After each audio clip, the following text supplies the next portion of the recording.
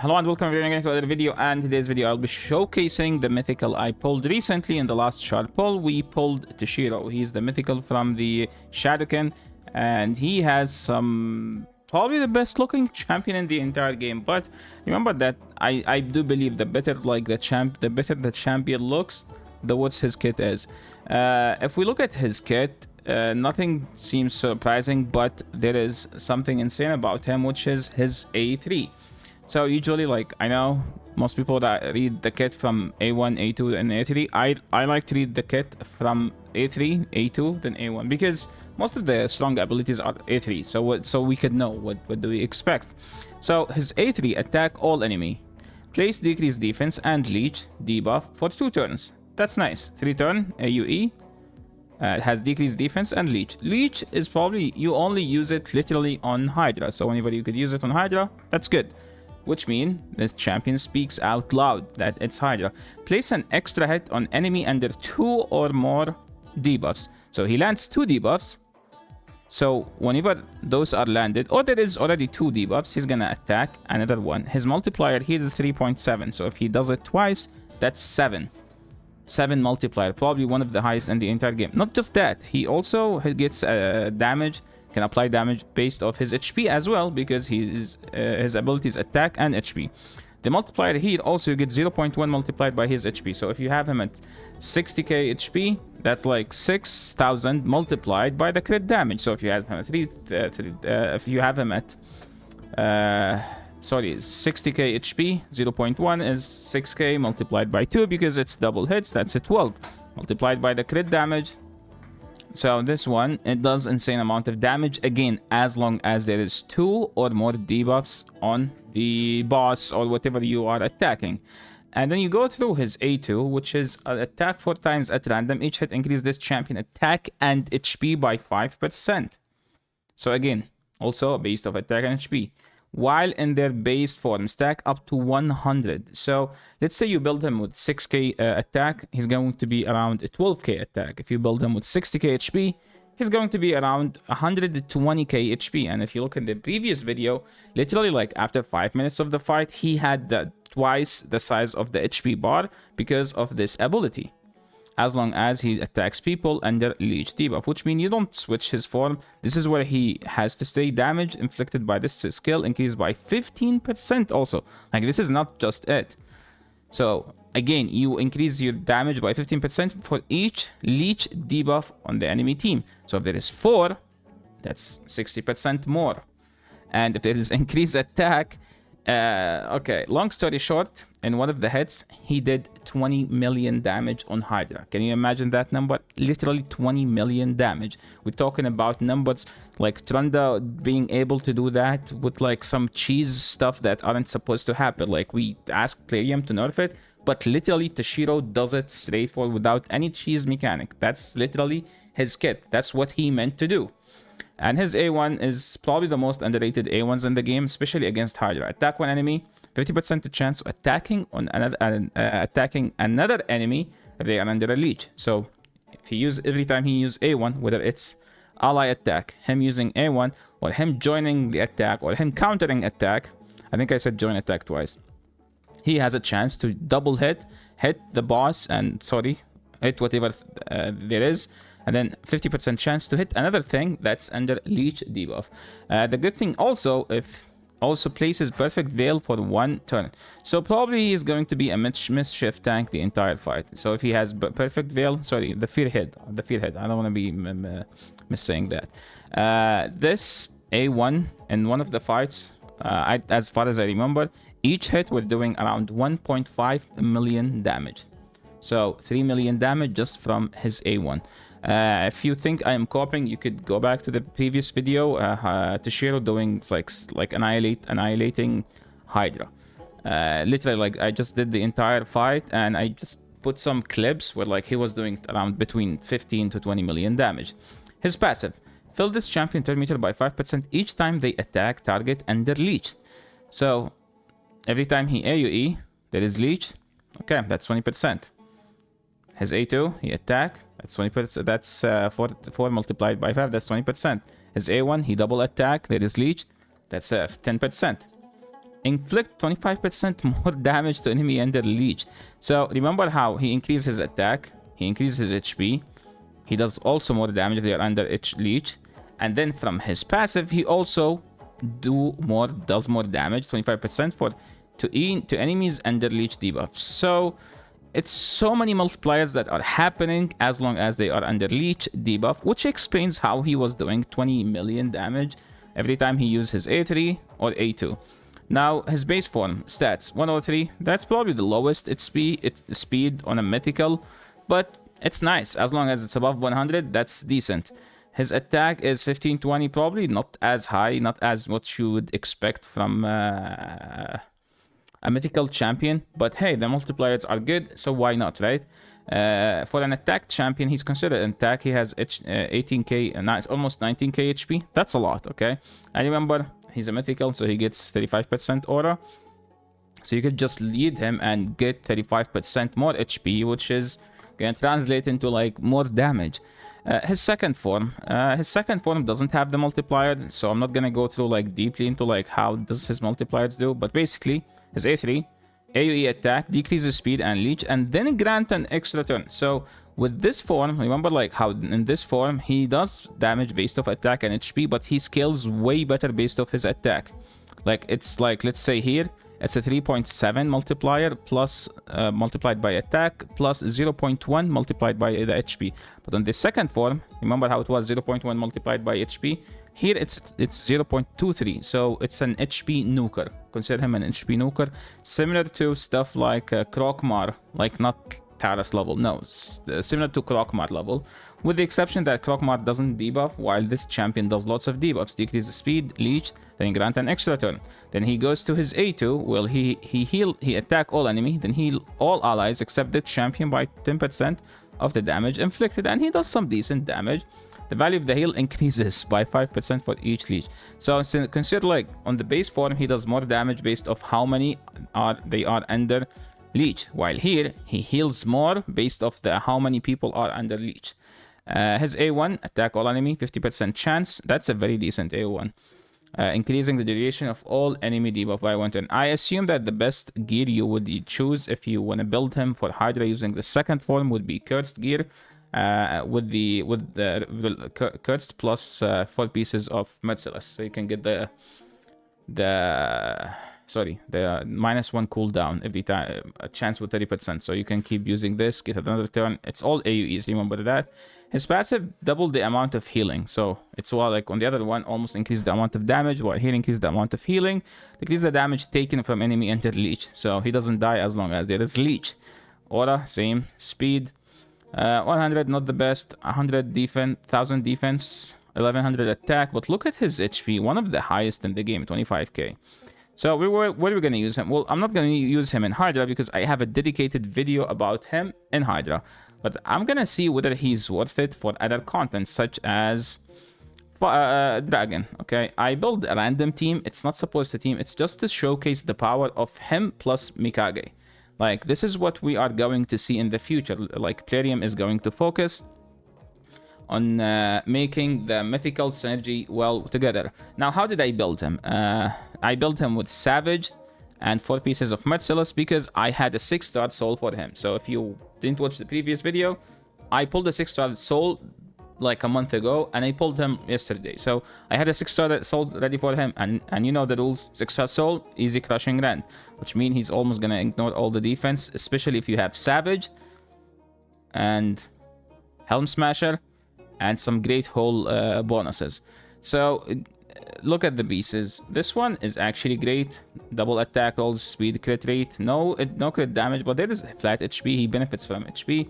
This gear basically, like, those pieces were on Trunda, so I moved them here because that's me. He's worth it way more than Trunda. A double roll on crit rate with the speed, defense, and attack flat. No crit damage, sadly, but that's what we have.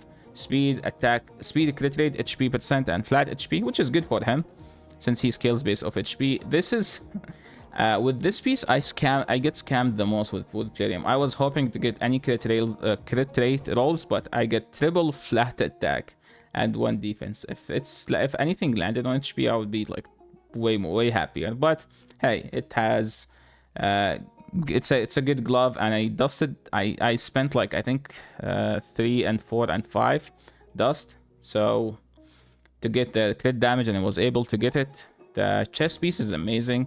It was on HP. I mean, you want to have attack here, but since he scales based off HP as well, so I did not need to chaos order, dust this one. And hey, look at this amazing one.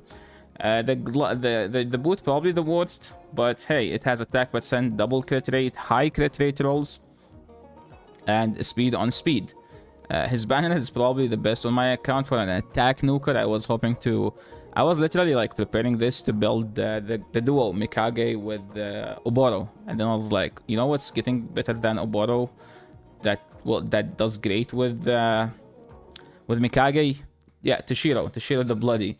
So look at this amazing banner, and those two are probably the worst two pieces. But like, look at this. I had to actually chaos order it, and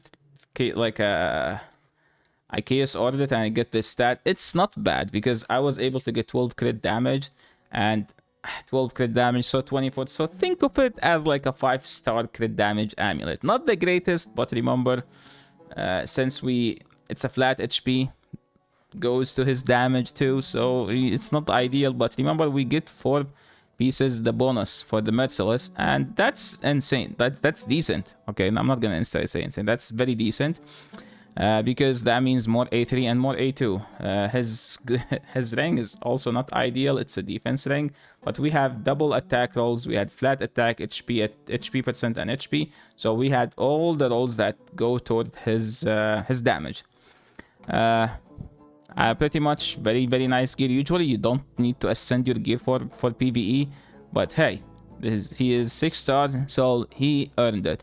Now, let's go. I'm going to use it in these. Okay, let me choose a random team. This is not an ideal team, but again, I'm showing the power for Mikage, Toshiro together. Okay, so don't expect this team to be ideal. It's just like I'm just gonna show you some cheesy stuff. Look at that. She at A1, he A1. We're gonna see. Wow, that wasn't enough to take them out. Like the Venus was able to survive, but he still did some decent damage. To be honest, I had his A3 his A2 turned off for this one. I don't know why I did this. Oh my. So you can see that was his nuke basically. There is no decreased defense. He applied it, but now he's just joining the attack, then attacking by himself. It's literally like just a showcase, like with the duo for those two together. A1, he's gonna join, and look, he joined here as well. Now he's gonna get a turn. Oh, no, never mind. Yeah, he's gonna get a turn, and he's gonna nuke. Now let's go to the boss. Yeah, you see that chunk? That was his hit. He was able to land, so now there will be enough debuffs for him to get his passive. Mikage always I think Mikage cleansed him, right? Or something. Or maybe he got another turn. I'm not sure. But yeah, this is technically the only poisoner here. The only ideal dragon champion here is literally just Mithrala. And everything else here is just to showcase the duo. Like, look at this. If you pull Toshiro plus Mikage, there is no hard content at this point. This is probably the cheesiest the game could ever be. And remember, we still don't have mythical voids. So how is Plarium planning to make mythical voids? We still don't know. But yeah, I'm imagining something that's worse than this. Wow, this is okay. That's a keep. Now let's just go and use him in Fire Knight. The worst thing about him in Fire Knight is that he doesn't have his A1 is not his A1 isn't is a single hitter, so it's not ideal, but we will see. I've never ran this one, but we will see here. Padrick is one of the best hit champions, and for multiple reasons. One of the best ally attackers, probably the second, you could say the third. Oh my, what a hit. He nuked the entire wave with his A3. There wasn't even an decreased defense. There was just weaken. But hey, I used to think that Patrick is the best ally attacker because of his passive where he increased defense on the defense champions, increased attack on the attack champions, but hey, nothing close to be as good as Mikage. And every time I try to ditch my Cardiel for for Patrick, I regret that because Patrick is just sorry, for the cleanse plus block debuffs plus revive on death from what's his face, Cardi B, is just insanely good. And look at that, just casually killing everyone without decreased defense. So how's going to be now? Well, he's going to A1. Now we're going to see an ally attack. Rabbit doing rabbit things. So the closest to champion to Toshiro is probably Razzlevarg. But the damage on Toshiro is like Razzlevarg's damage multiplied by 7. Toshiro used his A2 and that was 4 hits. Oh my, where did that hit came from? Toshiro, chill on the boss, please. You just oh my, look at that. Look at that hit. That was his A1. That was his A1. His A1 literally did like enemy max HP hit. Okay, now with the decrease, what do you call it? Destroying the enemy defense, he's gonna do way more. That was him joining the attack with the Mikage. And usually Razzlevarg carry the entire fight, but like, look at this. He didn't even let Razzlevarg do Razzlevarg's things. Like, look, 3.6 million damage. Newt 1.5, Razzlevarg almost a million. So he did way more than those two combined. Now, another area where he shines is literally Dark Fae, because he just nuke everything. Like, the guy is just no joke. So this is the team I use. It's not 100% rate, but it's just extremely fast. Like, look, he's gonna kill everyone. Have you ever seen this wave getting one-shotted like that? I need him to take a turn. Oh, bro, if his A3 is not up, it's going to be a fail. Yeah, that wasn't up. Man. Okay. Yeah, he killed the wave too fast that his A3 wasn't up by the next wave. I think because I have Razzlevarg, so I'm gonna manual here, so Razzlevarg doesn't nuke.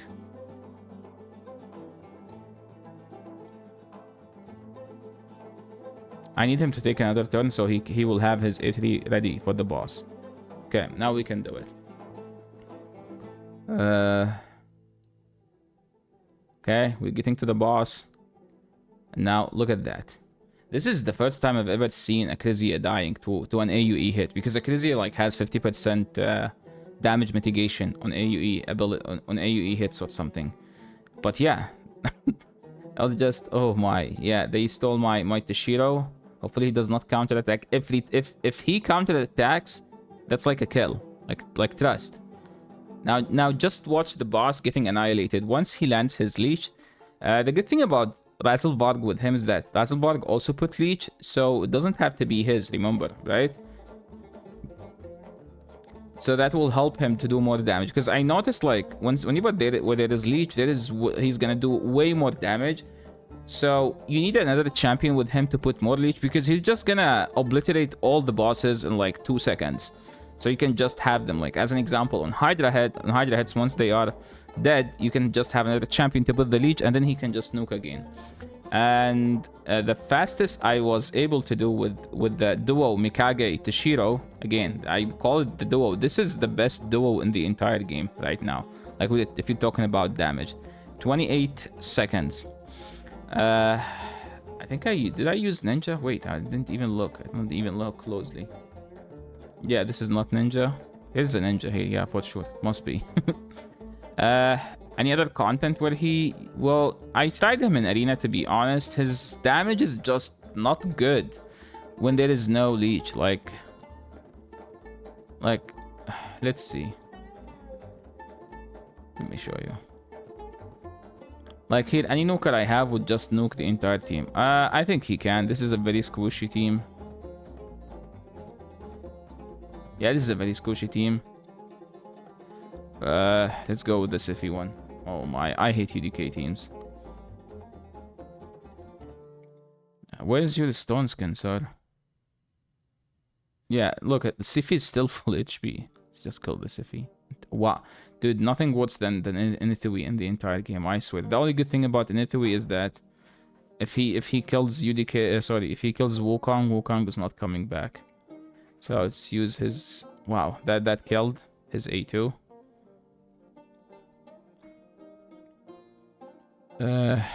Clan boss. I think clan boss is probably the worst for him because he gets more HP, and you know, like clan boss, the more HP you have, the more damage you will take. So clan boss is probably his worst place. But if you have him, you know, on like unkillable team, you should be good. And yeah, you should just be good. So yeah, that's pretty much it for today. Thank you so much everyone for watching. If you like this video, please leave a like. If you are new to the channel, make sure to subscribe. If there is any champion you would like me to make a guide about, please leave it in the comment section below and I will be glad to answer it. Thank you so much for watching and see you in the next video. Peace.